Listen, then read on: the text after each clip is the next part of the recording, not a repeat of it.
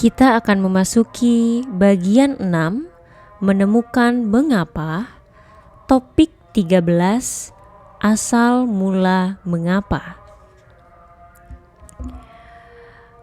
Mulanya di California Utara di masa Perang Vietnam, di mana gagasan anti pemerintah dan ketidaksukaan pada pusat-pusat kekuasaan yang besar sedang menjamur.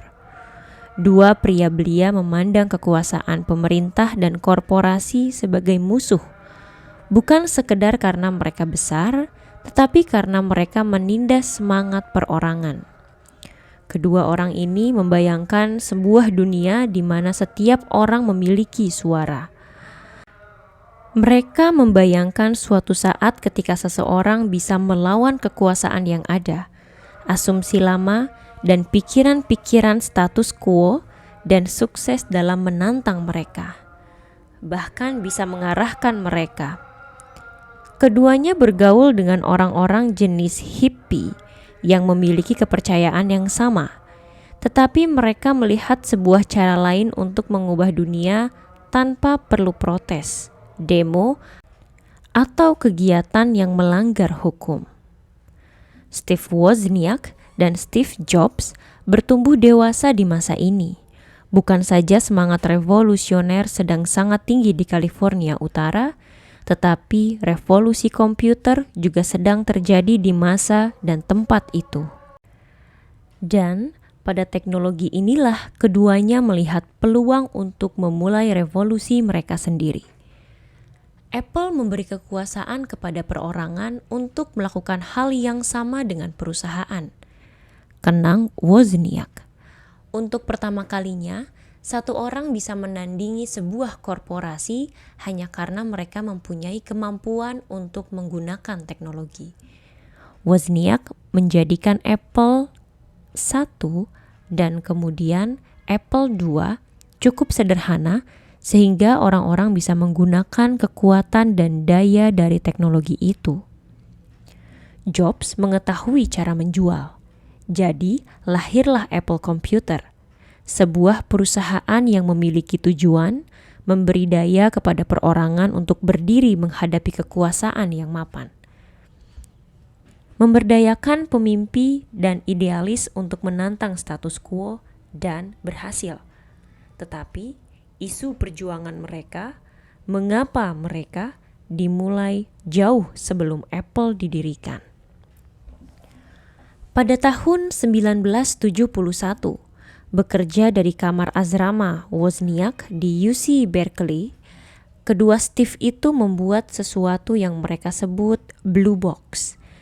Piranti kecil mereka meretas sistem telepon agar orang-orang bisa menghindari biaya interlokal di tagihan teleponnya. Saat itu belum ada komputer Apple.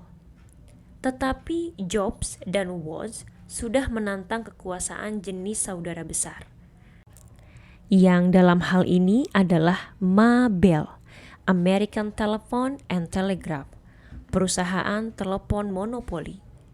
Secara teknis, apa yang dilakukan oleh Blue Box melanggar hukum. Dan tanpa keinginan untuk menantang kekuasaan dengan melanggar hukum, Jobs dan Woz sendiri malah tidak pernah menggunakan alat itu.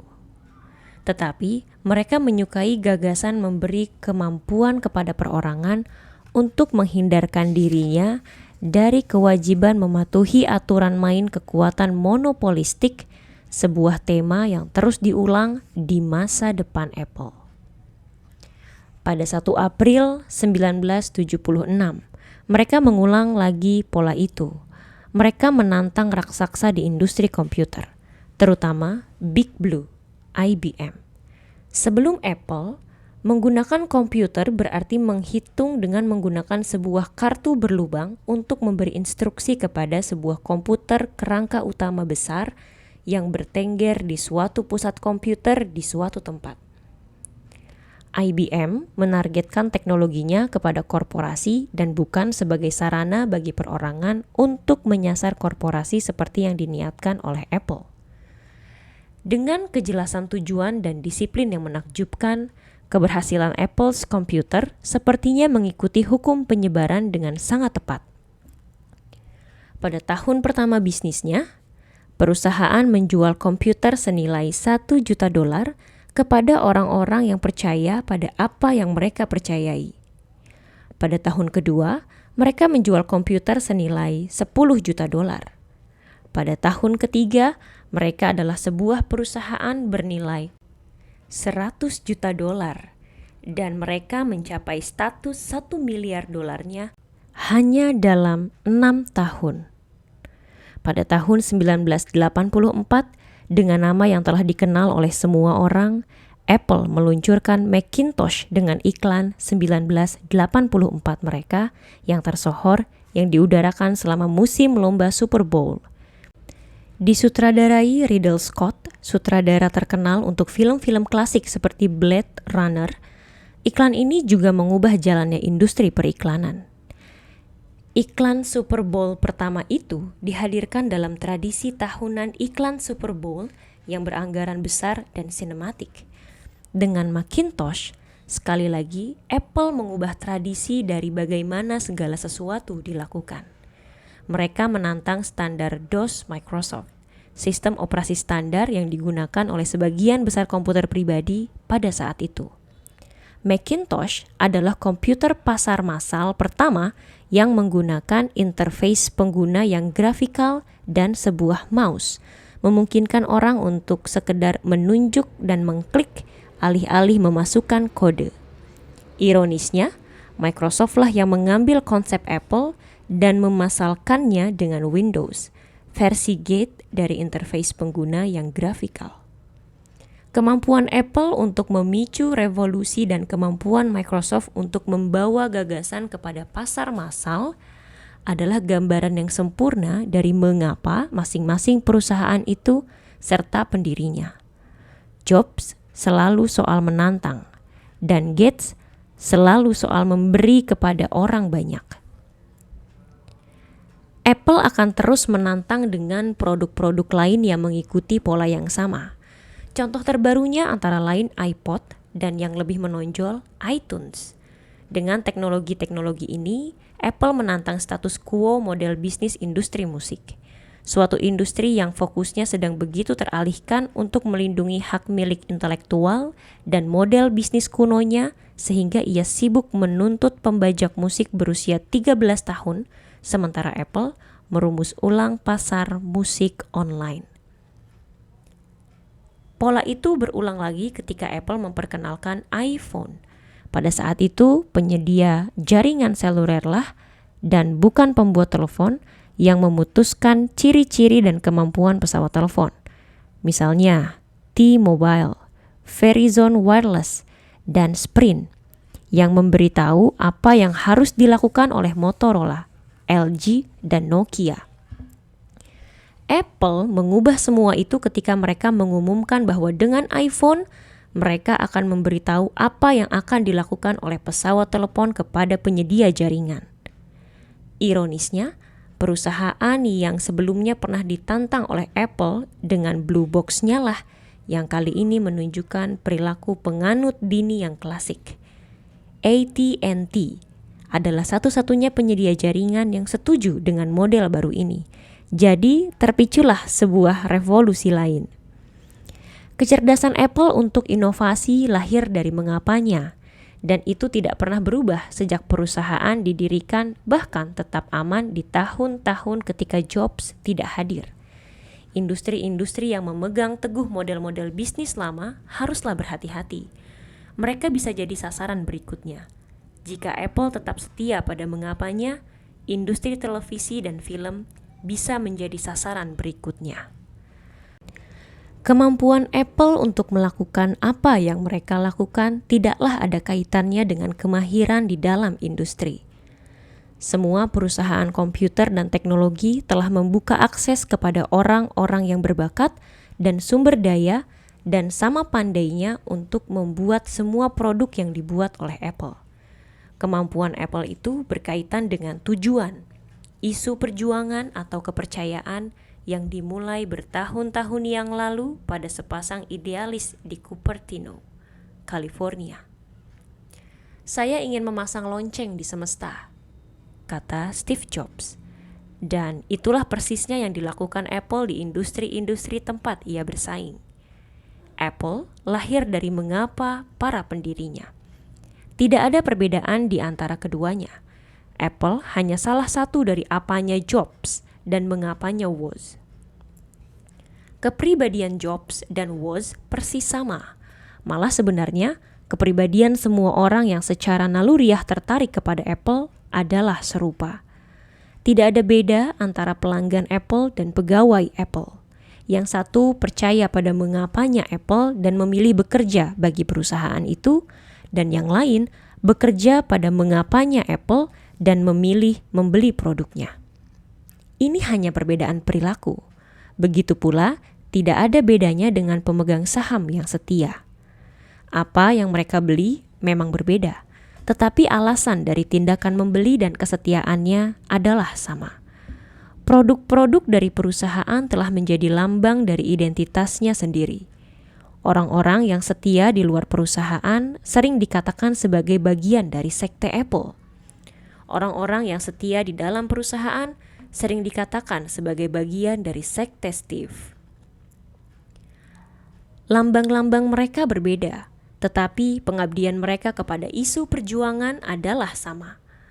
Bahwa orang menggunakan kata sekte saja sudah menunjukkan bahwa kita bisa mengenali bahwa ada suatu iman yang mendalam, sesuatu yang tidak rasional, yang sama-sama dimiliki oleh semua orang yang percaya. Dan kita memang benar. Jobs, perusahaannya, pegawainya yang setia, pelanggannya yang setia, semuanya ada untuk mendorong batas. Mereka semua suka pada revolusi yang baik. Hanya karena mengapanya Apple sangat jelas, belum tentu semua orang tertarik padanya. Beberapa orang menyukainya, beberapa lainnya tidak menyukainya. Beberapa orang merangkulnya, beberapa lainnya menolaknya. Tetapi tidak bisa diingkari, Apple memperjuangkan sesuatu. Hukum penyebaran mengatakan bahwa hanya 2,5% populasi yang memiliki mentalitas inovator. Mereka adalah kelompok orang yang bersedia mempercayai intuisinya dan mengambil risiko yang lebih besar daripada orang lain. Mungkin bukan kebetulan bahwa Microsoft Windows berada di 96% komputer dunia, sedangkan Apple mempertahankan 2,5%. Kebanyakan orang tidak ingin menantang status quo. Meskipun pegawai Apple akan memberitahu kita bahwa sukses perusahaan terletak pada produknya, kenyataannya banyak perusahaan yang membuat produk yang berkualitas. Dan meskipun pegawai Apple bersiteguh bahwa produknya lebih baik, hal itu akan bergantung pada standar penilaian yang kita gunakan. Produk Apple jelas merupakan produk terbaik bagi mereka yang merasa terhubung dengan mengapa Apple. Kepercayaan Apple yang tercermin di semua yang mereka pikirkan, katakan, dan lakukanlah yang menjadikan mereka sebagaimana adanya. Mereka begitu efektif dalam soal ini. Mereka bisa dengan jelas mengenali produk mereka sendiri hanya dengan mendahului nama produknya dengan huruf I. Tetapi itu bukan sekedar huruf. Mereka mengklaim dengan memiliki kata I atau yang berarti saya itu, mereka adalah sebuah perusahaan yang membela semangat kreatif perorangan, dan produk, jasa, serta pemasaran mereka hanya membuktikan pembelaan itu. Subjudul Mengapa datang dari menengok ke belakang. Pihak konservatif memperkirakan 3:1. Tetapi beberapa sejarawan telah mengatakan bahwa jumlah pasukan Inggris lebih kecil dengan perbandingan 6:1. Terlepas dari perkiraan mana yang kita percayai, prospek Henry V, Raja Inggris, tidaklah bagus.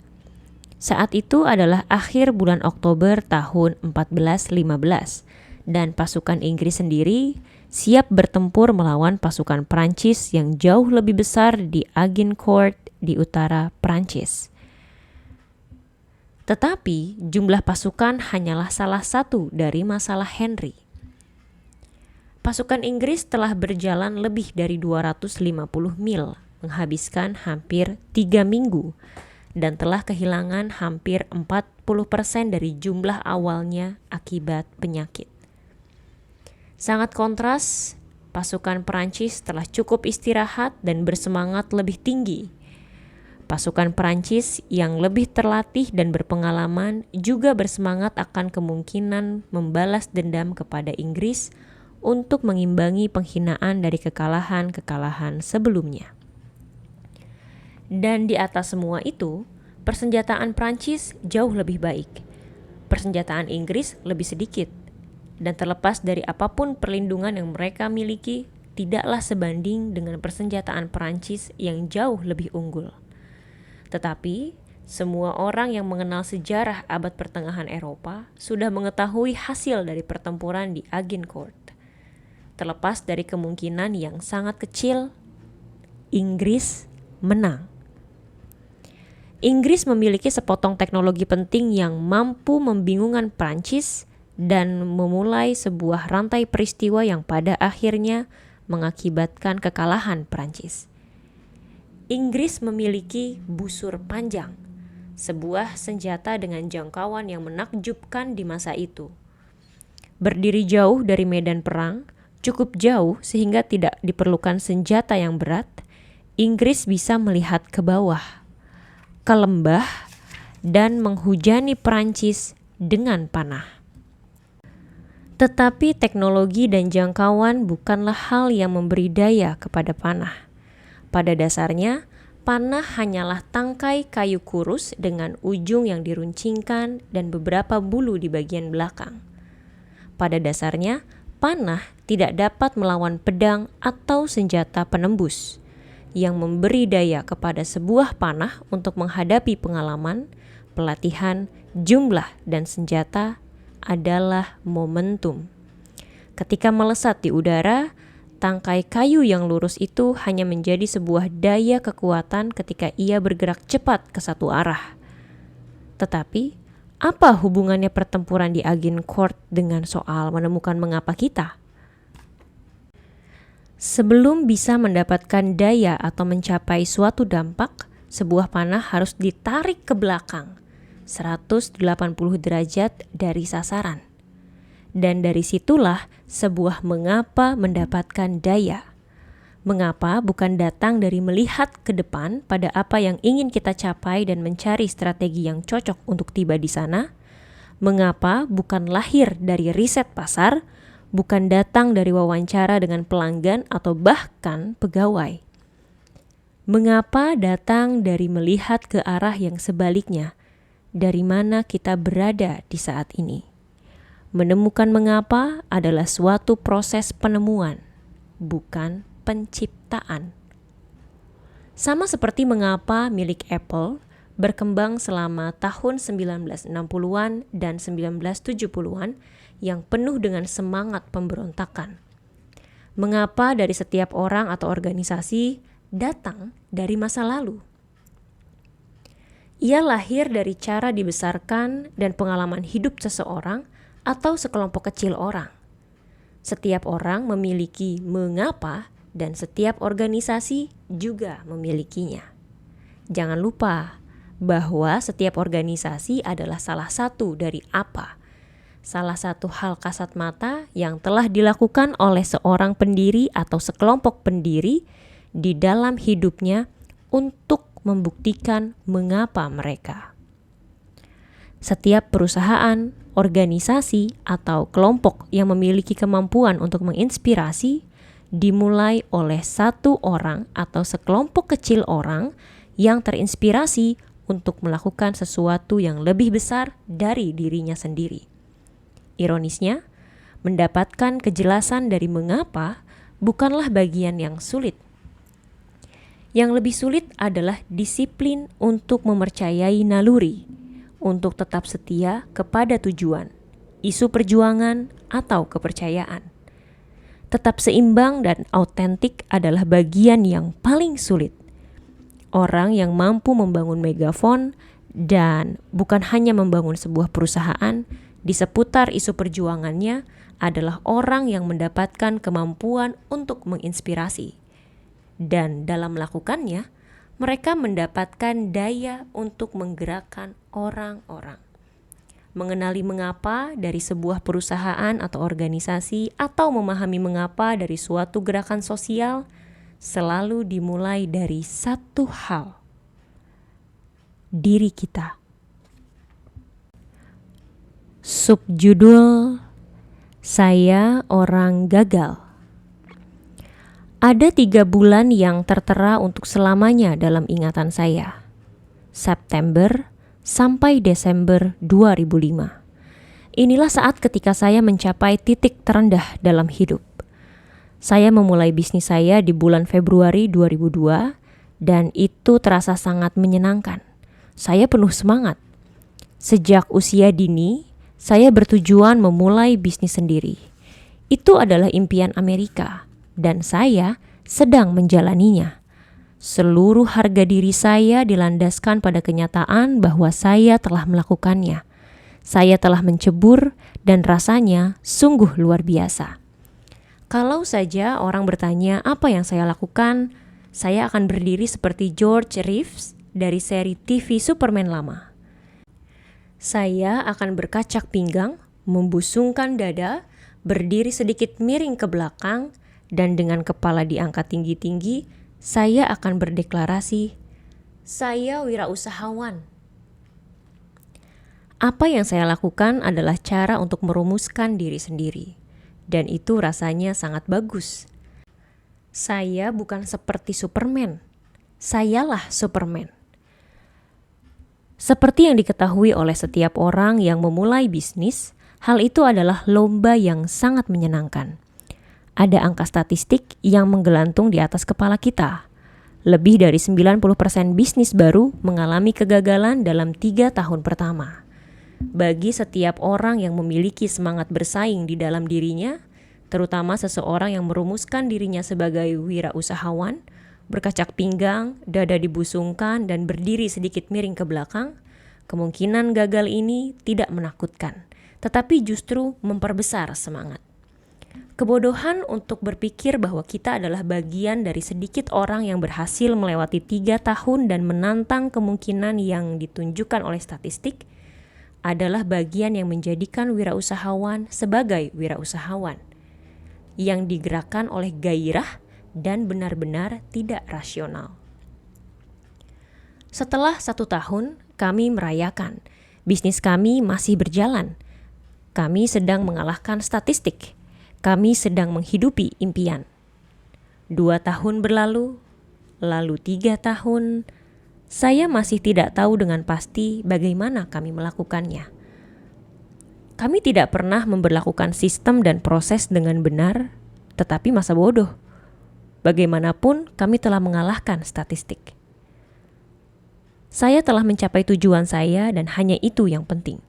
Sekarang, saya adalah anggota yang bangga dari sekelompok kecil orang yang bisa mengatakan dengan bukti statistik bahwa saya adalah pemilik bisnis kecil Amerika.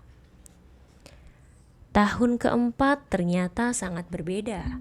Kehebatan dan kebanggaan dari menjadi seorang wirausahawan telah memudar. Saya tidak lagi berdiri seperti George Reeves. Ketika ditanya apa yang saya lakukan, sekarang saya menjawab, konsultan penempatan posisi dan strategi. Saya tidak terlalu bersemangat dan jelas tidak terasa seperti lomba besar lagi. Hal itu bukan lagi pengejaran tujuan yang penuh gairah. Itu hanya sekedar bisnis. Dan kenyataannya, bisnis kami tidak tampak terlalu indah. Kami tidak pernah sukses besar. Kami mendapat penghasilan yang cukup untuk hidup, tetapi tidak lebih dari itu. Kami mempunyai beberapa klien yang masuk ke dalam daftar Fortune 500 dan kami melakukan pekerjaan yang baik. Saya mengetahui dengan jelas apa yang kami lakukan dan saya bisa memberitahu kalian bagaimana kami ini berbeda, bagaimana kami melakukannya. Seperti semua orang lain di dalam gelanggang bisnis, saya berusaha meyakinkan calon klien bagaimana kami melakukannya, bagaimana kami ini lebih baik, bagaimana uniknya cara kami, dan itu sungguh merupakan kerja keras. Sebenarnya, kami berhasil mengalahkan angka statistik karena energi saya, bukan karena kecerdasan bisnis saya. Tetapi saya tidak punya energi untuk mempertahankan strategi itu lebih lama lagi. Saya cukup sadar untuk mengetahui bahwa jika bisnis ingin bertahan, kami membutuhkan sistem dan proses yang lebih baik. Saya kehilangan semangat. Secara intelektual, saya bisa memberitahu kalian apa yang perlu saya lakukan. Hanya saja, saya tidak bisa melakukannya. Pada September 2005, belum pernah saya sedekat itu dengan depresi. Bahkan mungkin saya sudah berada di dalamnya. Selama hidup, saya ini adalah orang yang bahagia, dan karenanya keberuntungan, sehingga menjadi tidak bahagia adalah situasi yang cukup buruk. Tetapi ini lebih parah lagi. Depresi membuat saya paranoid. Saya yakin bisnis saya akan runtuh. Saya yakin saya akan diusir dari apartemen. Saya yakin setiap orang yang bekerja untuk saya tidak menyukai saya, dan klien saya mengetahui bahwa saya seorang penipu. Saya pikir semua orang lebih pintar dari saya. Saya pikir semua orang lebih baik daripada saya. Sekarang saya menggunakan energi yang tersisa untuk memelihara bisnis, untuk menyangga diri, dan berpura-pura bahwa semuanya baik-baik saja. Saya tahu bahwa jika menginginkan perubahan, saya perlu belajar memberlakukan lebih banyak struktur sebelum segalanya runtuh. Saya menghadiri konferensi, membaca buku, dan meminta nasihat kepada teman-teman yang sukses. Semuanya memberi nasihat yang baik, tetapi saya tidak bisa mendengarnya. Terlepas dari apa yang dikatakan kepada saya, yang bisa saya dengar hanyalah saya telah melakukan segalanya dengan keliru. Berusaha memperbaiki masalah tidaklah membuat saya merasa lebih baik. Itu malah membuat saya merasa lebih buruk. Saya merasa lebih tidak berdaya. Saya mulai memiliki pikiran putus asa. Pikiran yang bagi wirausahawan adalah lebih buruk daripada bunuh diri. Saya pikir saya akan mencari pekerjaan. Apa saja yang bisa menghentikan perasaan jatuh yang saya alami nyaris setiap hari. Saya ingat saya mengunjungi keluarga calon ipar saya untuk merayakan hari Thanksgiving pada tahun itu. Saya duduk di sofa di ruang tengah rumah ibunya. Orang-orang bicara kepada saya, tetapi saya tidak mendengar satu kata pun. Jika ditanya, saya menjawab sekenanya. Saya tidak berhasrat atau bahkan tidak lagi mempunyai kemampuan untuk berbincang. Pada saat itulah saya menyadari kebenaran. Statistik tidak bohong. Saya gagal. Sebagai lulusan antropologi dan pakar strategi di dunia pemasaran dan iklan, biasanya saya selalu ingin tahu mengapa orang-orang melakukan apa yang mereka lakukan. Di awal karir saya ingin mengetahui tentang tema-tema yang sama ini di dunia nyata. Yang pada kasus saya adalah pemasaran korporasi. Di dalam industri ini ada pepatah lama bahwa 50% dari pemasaran itu ampuh. Masalahnya, 50% yang mana? Saya selalu takjub bahwa ada begitu banyak perusahaan yang mau beroperasi di tingkat ketidakpastian seperti itu. Mengapa orang mau mempertaruhkan keberhasilan dari sesuatu yang sangat mahal? Saya yakin jika ada beberapa pemasaran yang berhasil, kemungkinan saya akan bisa mengetahui sebabnya. Semua perusahaan yang memiliki sumber daya yang setara akan memiliki akses yang setara kepada agensi yang sama, pegawai berbakat yang sama, dan media yang sama. Lalu, mengapa beberapa jenis pemasaran berhasil dan beberapa lainnya tidak? Karena bekerja di sebuah agensi periklanan, saya selalu melihat hal itu. Dengan kondisi-kondisi yang relatif setara, tim yang sama bisa menciptakan kampanye iklan yang sangat sukses di 1 tahun. Lalu di tahun berikutnya, mereka menciptakan kembali kampanye yang sama sekali tidak berhasil. Alih-alih berfokus pada apa yang tidak berhasil, saya memilih berfokus pada apa yang berhasil untuk mencari tahu kesamaannya. Kabar gembiranya bagi saya, tidak banyak yang bisa saya pelajari. Bagaimana Apple bisa begitu konsisten mengungguli pesaingnya secara berulang-ulang? Apa yang telah dilakukan dengan baik oleh Harley Davidson sehingga mereka bisa menciptakan pengikut yang begitu setia sehingga mereka bersedia menato tubuhnya dengan logo perusahaan? Mengapa orang-orang sangat mencintai Southwest Airlines? Mereka seistimewa itukah? Dalam upaya mengetahui mengapa semua ini bisa berhasil, saya mengembangkan sebuah konsep sederhana yang saya sebut lingkaran emas. Tetapi teori kecil saya itu tetap terkubur dalam arsip komputer. Itu hanyalah sebuah proyek kecil kesayangan saya yang tidak memiliki penerapan nyata. Hanya sesuatu yang saya anggap menarik. Baru berbulan-bulan kemudian, di sebuah acara, saya bertemu seorang perempuan yang berminat pada sudut pandang saya pada pemasaran. Victoria Duffy Hopper. Dibesarkan di keluarga yang akademis dan juga selalu sangat takjub pada perilaku manusia. Dia adalah orang pertama yang memberitahu saya tentang otak limbik dan neokorteks. Keingintahuan saya terpicu oleh apa yang dia ceritakan sehingga saya mulai membaca tentang biologi otak. Dan pada saat itulah saya mendapatkan penemuan yang sesungguhnya. Biologi perilaku manusia dan lingkaran emas saling tumpang tindih dengan sempurna. Ketika saya berusaha memahami mengapa beberapa pemasaran berhasil dan beberapa lainnya tidak, saya tersandung pada sesuatu yang ternyata jauh lebih bermakna. Saya menemukan mengapa orang-orang melakukan apa yang mereka lakukan. Baru pada saat itulah saya menyadari penyebab stres yang sesungguhnya. Masalahnya bukan saya tidak mengetahui apa yang harus dilakukan dan bagaimana melakukannya. Masalahnya adalah saya telah melupakan mengapa saya. Saya telah mengalami apa yang sekarang saya kenal sebagai keterpisahan. Dan saya perlu menemukan kembali mengapa saya. Subjudul menginspirasi orang-orang untuk melakukan hal-hal yang menginspirasi mereka.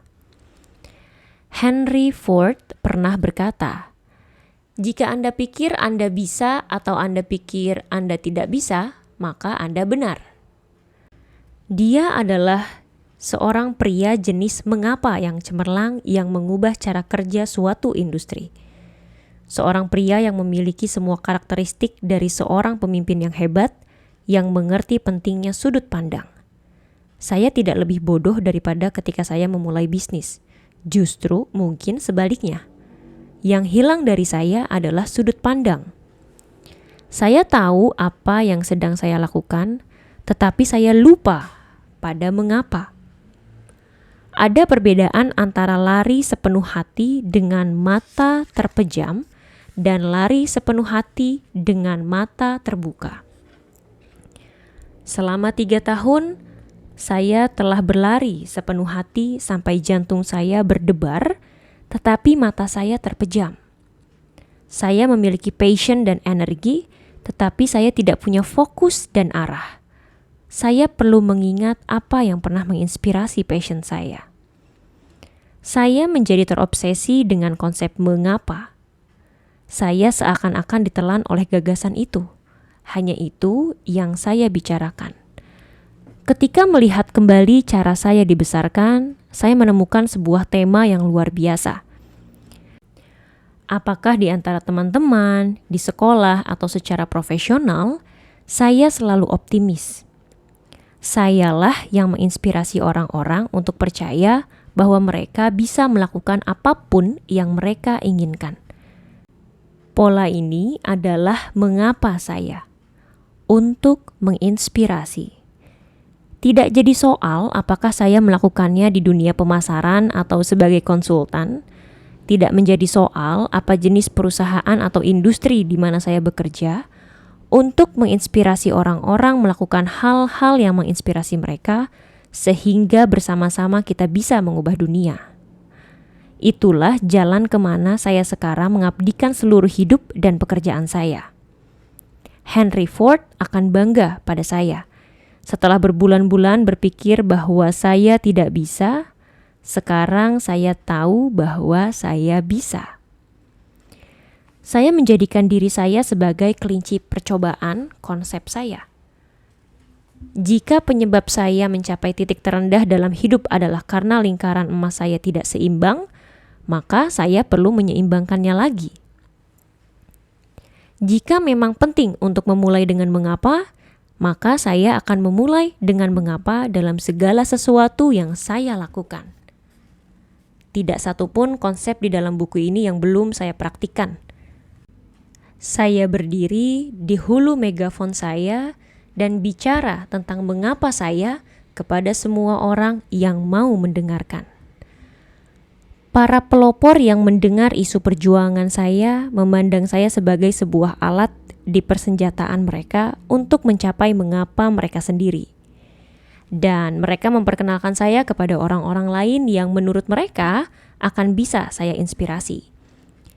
Dan dengan begitu, hukum penyebaran mulai menjalankan tugasnya. Meski lingkaran emas dan konsep tentang mengapa berhasil untuk saya ingin menunjukkannya kepada orang-orang lain. Saya harus membuat keputusan. Apakah saya akan mematenkannya, melindunginya, dan menggunakannya untuk menghasilkan banyak uang, atau saya akan membagikannya dengan gratis. Keputusan ini akan menjadi tes seledri pertama saya. Mengapa saya adalah untuk menginspirasi orang-orang melakukan hal-hal yang menginspirasi mereka. Dan jika saya ingin menjadi autentik terhadap isu perjuangan itu, maka hanya ada satu keputusan yang perlu dibuat. Membagikannya, membicarakannya. Tidak akan ada saus rahasia atau resep khusus yang hanya diketahui oleh saya.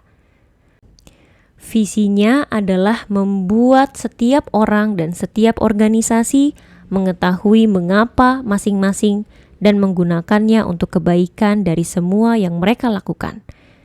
Jadi, itulah yang sekarang saya lakukan dan saya sepenuhnya mengandalkan konsep mengapa dan pola yang muncul secara alami, yang merupakan lingkaran emas, untuk membantu saya tiba di sana. Eksperimen itu mulai bekerja. Sebelum memulai dengan mengapa, selama hidup saya hanya 1 kali diundang untuk menjadi pembicara. Sekarang, saya mendapat 3-40 undangan per tahun untuk segala macam hadirin di seluruh dunia untuk bicara tentang lingkaran emas. Saya bicara kepada wirausahawan, korporasi besar, organisasi nirlaba, di politik, dan pemerintah.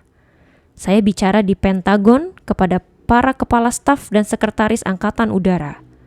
Sebelum lingkaran emas, saya tidak mengenal seorang pun di kemiliteran. Sebelum memulai dengan mengapa, saya belum pernah muncul di televisi. Kurang dari 2 tahun, saya mulai mendapat undangan yang teratur untuk muncul di MSNBC. Saya telah bekerja bersama anggota Kongres, padahal saya belum pernah melakukan pekerjaan pemerintahan dan politik sebelum saya memulai dengan mengapa. Saya masih orang yang sama. Saya mengetahui hal-hal yang sama yang saya lakukan sebelumnya. Satu-satunya perbedaan adalah sekarang saya memulai dengan mengapa.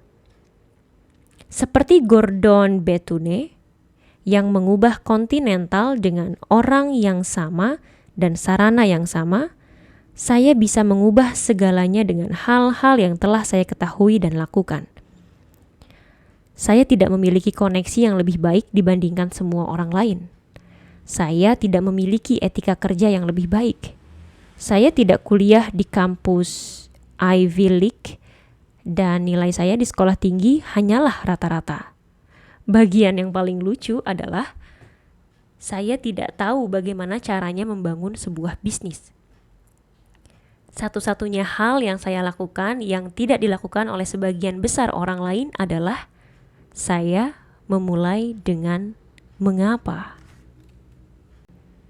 Ini adalah akhir dari topik 13 yang berjudul Asal Mula Mengapa.